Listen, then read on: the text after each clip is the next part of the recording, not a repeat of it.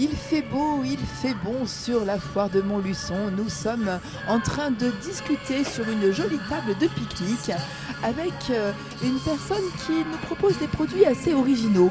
Bonjour, quel est votre petit nom ? Bonjour, donc moi je m'appelle Grégory. Enchanté Grégory, moi c'est Géraldine. Alors Grégory, vous représentez la société Tredib. C'est ça. Mais qu'est-ce qu'on fait chez Tredib ? Alors Tredib, c'est tout d'abord une entreprise familiale que je dirige avec ma soeur jumelle Sandra. Entreprise familiale où on est spécialisé dans la transformation des déchets de pulpage des briques alimentaires. Alors ça c'est extraordinaire, ça veut dire que la table sur laquelle on est en train de discuter, autour de laquelle on est installé, ce sont des briques alimentaires à la base ? C'est exactement ça, c'est le déchet ultime des papetiers qu'on transforme en mobilier, en rouleaux, en produits très divers et variés. Mais alors ça doit être un produit qui est un petit peu isolant aussi. Un petit peu, oui. Quand on est sur un produit, par exemple en planche creuse encastrable, ça a un pouvoir justement isolant, de par le vide d'air qui est généré. Et la matière elle-même, justement, isole un petit peu de la température, donc elle a une conduction qui est quand même assez faible. Ça veut dire que ça ne brûle pas et que ce n'est pas gelé en fonction de température extérieure ? Alors c'est ça, déjà en termes de chaleur, on est sur un produit qui va absorber un petit peu la chaleur, mais qui ne va pas chauffer autant que le métal. Et en termes de froid, c'est la même chose. Très bien. Alors comment est venue cette idée de conception ? Parce que vous êtes concepteur et fabricant ? Alors nous sommes concepteurs-fabricants. Donc la conception à l'origine, c'est notre papa qui a créé la société, donc qui a eu l'idée de transformer la brique alimentaire en mobilier. Donc notre papa avait une fibre environnementale assez poussée et donc il était précurseur. Et donc parce que l'entreprise a quand même 26 ans. Et donc l'idée, le souhait de départ de Tredib, c'était de créer et d'apporter des solutions techniques face à des problématiques liées aux déchets. Oui, et puis évidemment, sur l'environnement, ça a un impact forcément. Alors, comment vous procédez ? Vous récupérez où toutes ces briques alimentaires ?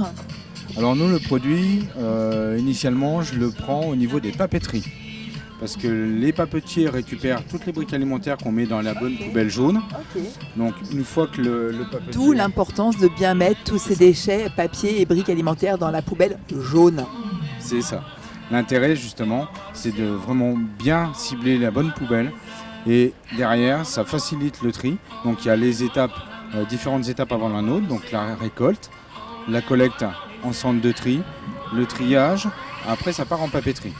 Les papetiers enlèvent toute la partie carton et il en résulte un déchet. Et c'est ce déchet-là qu'on traite. On traite le déchet ultime des papetiers. D'accord, et donc du coup, si j'ai bien compris, ce déchet, vous le transformez en granulés qui vont devenir des profilés creux ou pleins et qui permettent ensuite effectivement de fabriquer ces différents matériaux. Alors les matériaux, on est sur une table, ce qu'on appelle la table pique-nique, un peu extérieure, mais je vois qu'on a aussi des planches de terrasse. On habille quoi comme type de terrasse ? Alors on fait beaucoup de terrasses piscines et puis de la terrasse classique autour d'une maison. Ah oui, parce que la terrasse piscine, ça a des avantages, le fait que ce soit ni trop chaud ni trop froid, et en plus c'est peut-être antidérapant aussi. C'est complètement antidérapant parce que nous on a fait le choix d'avoir une planche rainurée sur toute la largeur, ce qui fait que techniquement, quand on marche dessus, ça glisse beaucoup moins. Bon, c'est génial parce que on a l'aspect un petit peu du bois, mais on n'a pas, on va dire, les inconvénients parce que le bois, ça a beau être magnifique, c'est une matière vivante, donc il faut le traiter régulièrement. Et puis il y a les petites échardes de temps en temps, ça peut faire un peu mal aux pieds. Vous faites d'autres choses comme produits, expliquez-nous un peu toute votre gamme. Alors la gamme, elle est très large. On va techniquement du piquet de vigne, du piquet de clôture agricole. On fait des bordures en rouleau pour les massifs de jardin, donc bordures décoratives. On fabrique après tout ce qui est profil plein, profil creux. Donc profil creux, c'est les planches de bardage, les planches de terrasse, différents autres projets produits pour les projets de palissade, de cache-poubelle, d'aménagement extérieur. En fait, les possibilités sont infinies. C'est presque ça. La seule limite, c'est l'imagination du client, tout en connaissant les contraintes mécaniques du matériau. Et on arrive à faire quasiment ce qu'on veut. Et bien ça c'est bien dit, la seule contrainte de fabrication c'est l'imagination du client, bien sûr en respectant les possibilités de la matière. On vous retrouve où toute l'année ? Alors toute l'année on me retrouve directement à l'usine, donc parce qu'on travaille avec les pros, les particuliers et les collectivités. Et elle se situe où ? Alors l'entreprise se situe dans le 18, à la Guerche-sur-le-Bois exactement, on est tout près de Nevers. Et après, donc près de Montluçon, j'ai l'agence Big Mat à Commentry qui distribue mes matériaux. Oui, puis bon, après le Cher, c'est pas très très loin non plus, ça va, hein. On est quand même centre-France ici, donc on est loin de rien.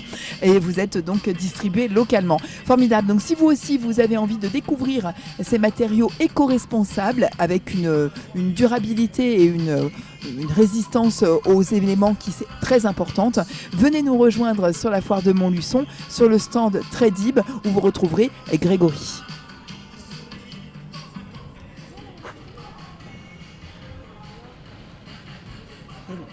Ok, super. Et ben voilà.